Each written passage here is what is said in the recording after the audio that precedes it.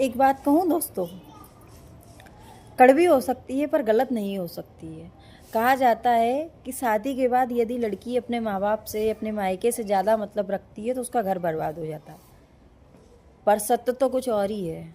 सत्य ये है कि शादी के बाद में जो लड़का अपने माँ बाप के इशारों से नाचता है और जिस लड़के के माँ बाप अपने लड़के की ज़िंदगी में ज़्यादा दखल अंदाजी करते हैं, अक्सर घर उन्हीं के लड़कों का टूटता है।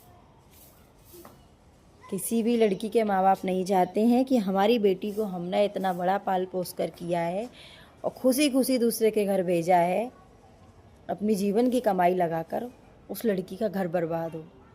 लेकिन लड़के के माँ बाप ज़रूर चाहते हैं कि हमारा लड़का सिर्फ़ और सिर्फ हमारा रहे।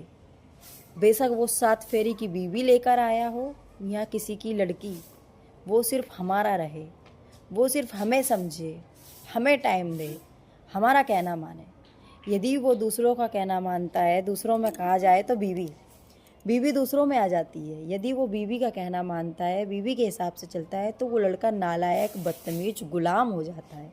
वहीं यदि दामाद बेटी के कहने से चलता है तो वो एक संस्कारी, सुशील और बहुत अच्छा दामाद बन जाता है।